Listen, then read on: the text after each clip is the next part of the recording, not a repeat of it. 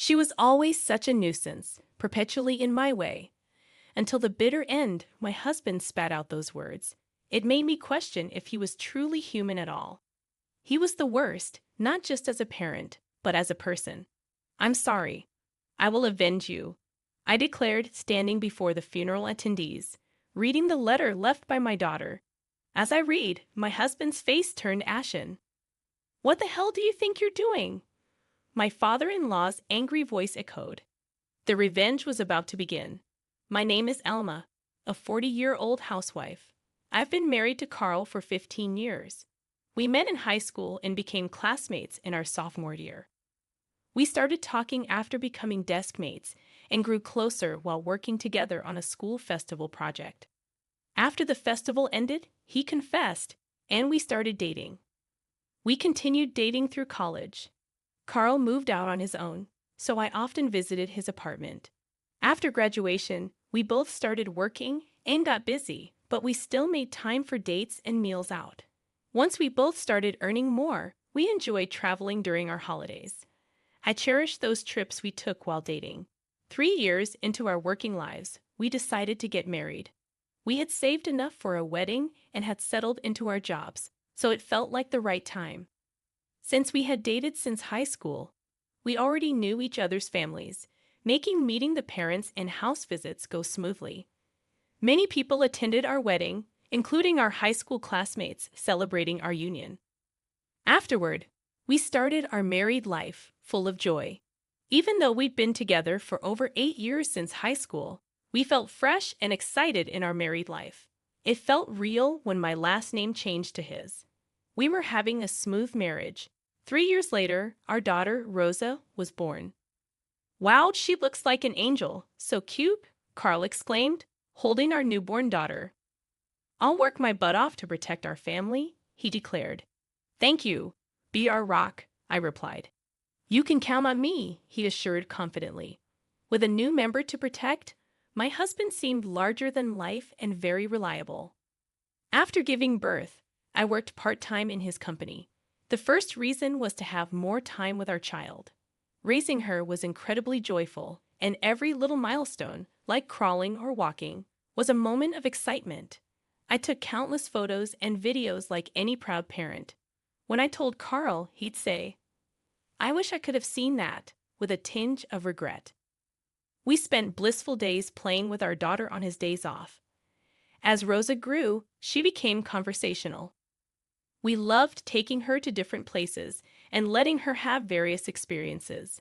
We were excited about thinking of her future dreams and the path she would take. But everything changed when Rosa was in the 3rd grade. I was working part-time when suddenly I got a call from the hospital. Rosa had collapsed during class. I rushed to the hospital in a panic. My husband left work early to be there too, and we listened to what the doctor had to say. That's when we were hit with the shocking truth. Our daughter had a rare disease, depending on the treatment. The doctor's words echoed in my ears. "She probably has about a year to live." My mind went blank. My daughter had an incurable illness, and all we could do was use medication to ease the symptoms. But it wouldn't halt the progression of the disease.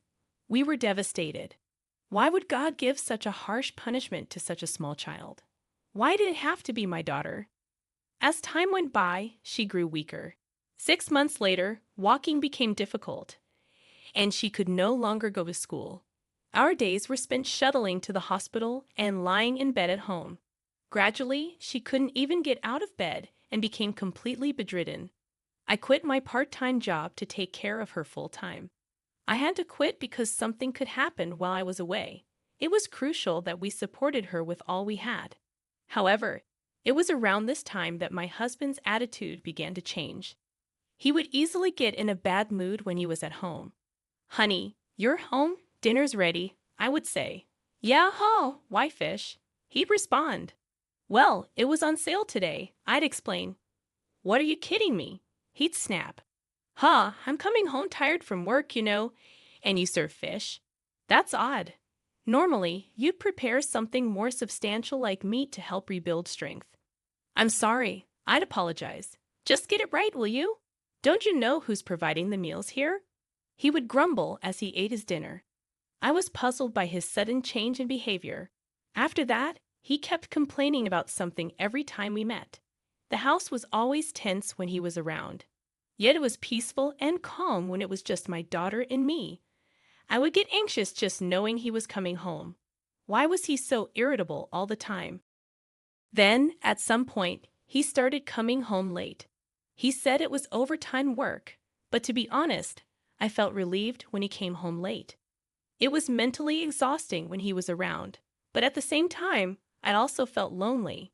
He had completely stopped caring about our daughter. Hey, talk to Rosa more, will you? I asked him. What? I'm tired, okay? You take care of her during the day. That's enough. Anything more is coddling, he replied. What's that supposed to mean? I said. Coddling? My daughter was fighting hard to live with her illness.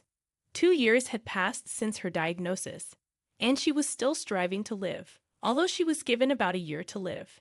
She wanted to keep living at home with her strong spirit. Why couldn't my husband praise her for her efforts? She could pass away at any time.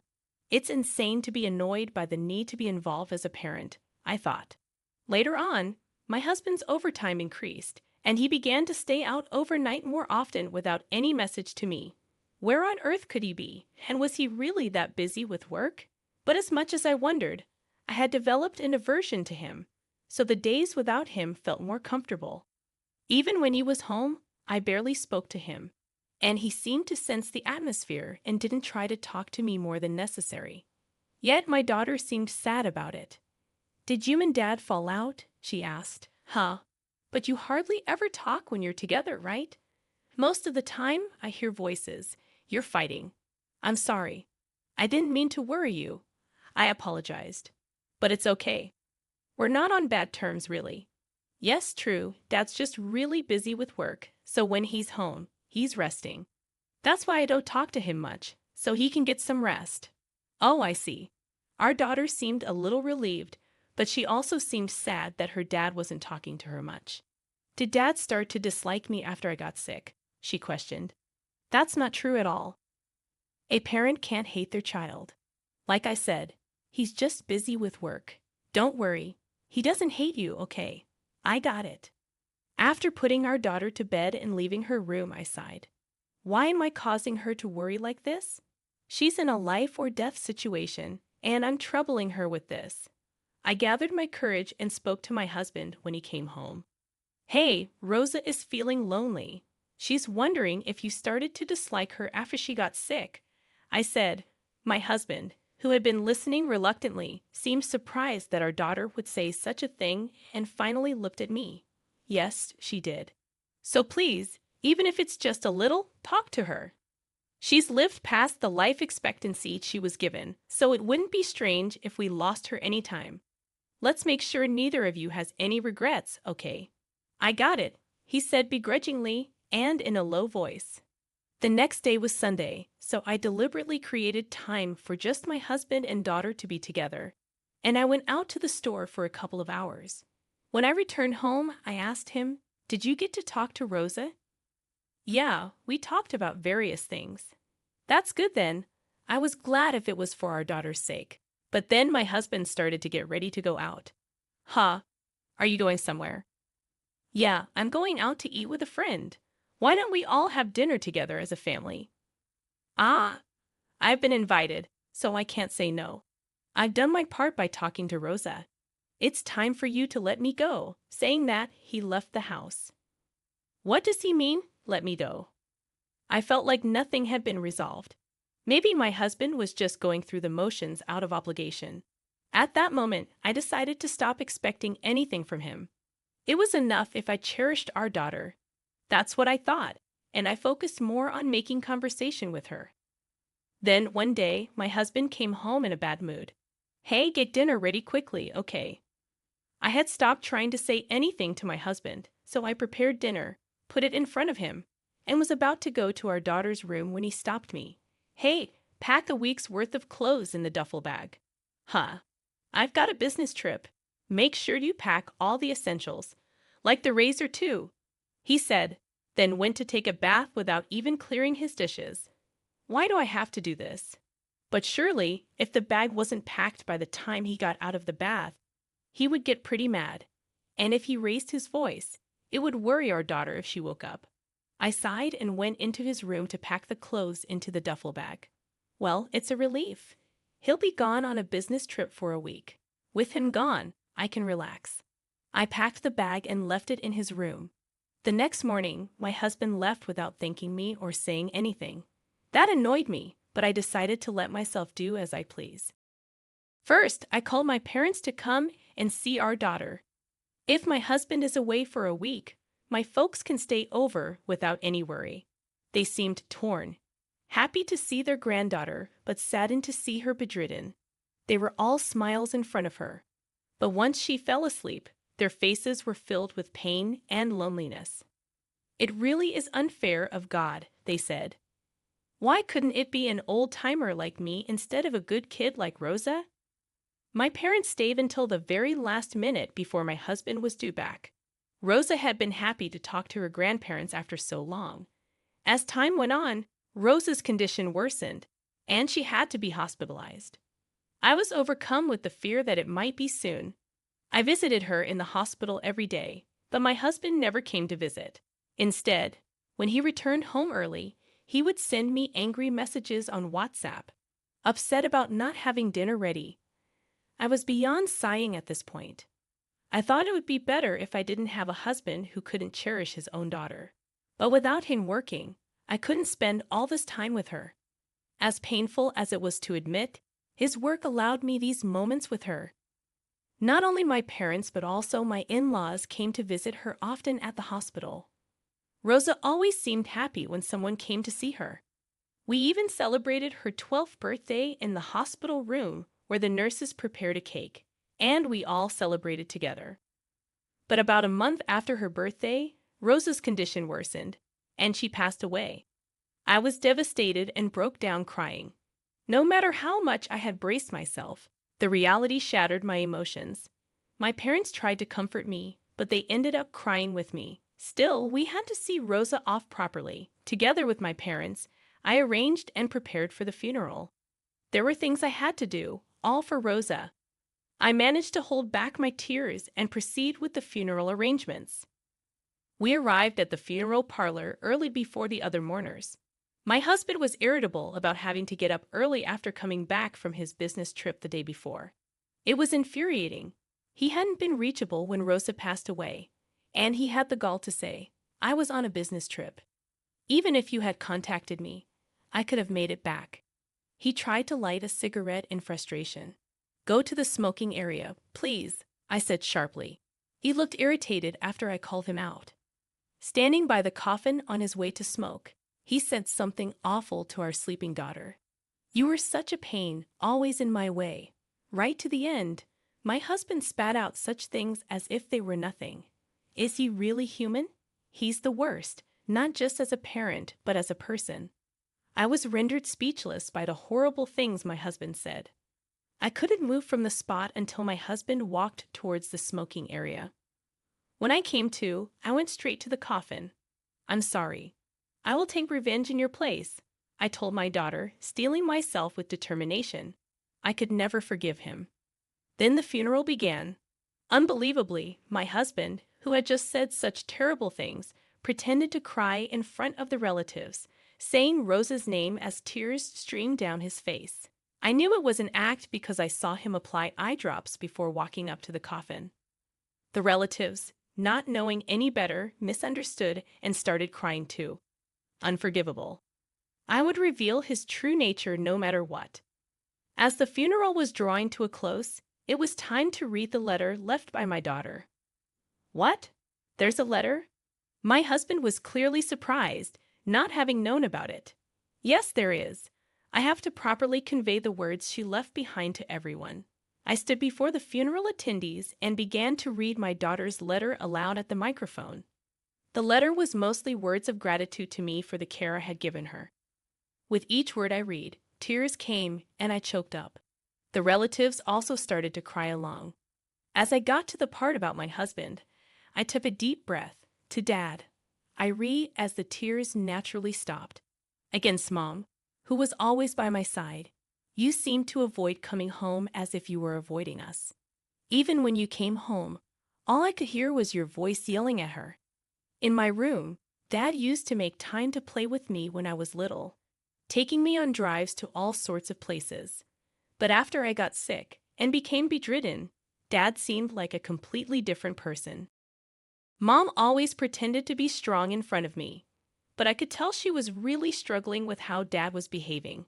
It hurt me, thinking maybe it was my fault things turned out this way, but it seems that wasn't the case. Remember the day Mom went shopping, and it was just Dad and me at home? You came to my room and talked to me then, maybe because Mom asked you to. I was so happy. It felt like the old Dad had come back. But then, thinking I was asleep, you took a phone call. You were talking to a woman I don't know. I heard everything. You were planning a week-long trip. Did you enjoy the Disney trip you went on behind our backs? And you told that woman on the phone that you loved her. Hearing that, I realized you don't care about Mom or me anymore. So please, after I'm gone, divorce Mom. Don't make her unhappy anymore. Let her be free from you. When I finished reading the letter, the room was buzzing. My husband stood there, pale as a ghost. What the hell are you doing? My father-in-law's angry voice boomed. The revenge had begun. My husband just stood there, speechless, stuttering. Ah! My father-in-law grabbed him by the collar and yelled, "You fool!" before striking him across the face. My husband, staggering, denied the affair, saying, "It's not what it looks like. There must be some mistake." What's the mistake? Rosa would never lie, but I haven't had an affair. My husband stuck to his denials. Holding the microphone, I told him, "I've already caught you. Stop with the futile resistance." Yes, I had seen my daughter's letter beforehand and hired a private investigator. I had gathered plenty of evidence of my husband's affair. I showed the photo on my smartphone to everyone at the funeral. All the relatives attending glared at my husband. How could you go on an affair trip when your own child's life was hanging by a thread? You're finished as a human being. I didn't raise you to be such a terrible adult. Mom, Dad, you're no son of ours anymore. We disown you. How could you? My husband just collapsed on the spot. I was just trying to escape the pain. I didn't want to face the reality that my daughter had become like that. What was he even saying? That's no excuse for having an affair, and if that were true, you would have spent more time with Rosa. Don't lie now when we've come so far. I heard from your parents you were asking them for money for Rosa's medical expenses because it was so costly. I never heard a word about it. That means you were using the money your parents sent for your own pleasure, right? You exploited your daughter's illness to collect money and have an affair, didn't you? Don't give me that. How dare you do such low things and then talk about suffering? Rosa was the one suffering the most, fighting desperately to survive her illness. To have a father like you, Rosa was the one to be pitied. You're not wanted at this funeral. Get out of here right now. I shouted at my husband with all my might. He fell on his butt, let out a small yelp, and then hurriedly ran away from the place. After that, I reset and continued with my daughter's funeral. After it was over, my in-laws apologized deeply and offered to help with the divorce and alimony in any way they could. I proceeded with the divorce and demanded alimony through a lawyer introduced by my father-in-law. But that wasn't enough for me, so I took the house my husband had bought, and I also told everyone at his workplace about what he had done. My ex-husband, who had made it to the position of manager, quickly lost all credibility at the company and was demoted and sent to work in a remote location. He asked his affair partner to come with him, but she promptly dumped him, saying she had no interest in a man without money. In the end, to his affair partner, my ex-husband was just a rich plaything. My ex-husband was abandoned by his parents and relatives, left to work alone in a distant place, living a lonely life in his house. It's all what he deserves, and honestly, I'd like to beat him up to my heart's content if I could. Meanwhile, I sold the house I got from my ex-husband and moved back to my parents' house. With the alimony from my ex-husband and his affair partner, I had a considerable amount of money. I didn't feel like working for a while after my daughter passed away, but gradually, I started to think more positively and began working part-time at a cafe near my parents' house. Mom's homemade cake. Rosa loves it so much. I remember my daughter saying that. Now, I bake sweets every day while working at the cafe and honing my pastry skills. I hope to one day serve my own creations on the menu. Just like how my daughter was happy eating my cake, I want to see someone else smiling while eating my cake. For my daughter's sake, I have to live my life to the fullest. With that thought, I put my all into working towards my dream today.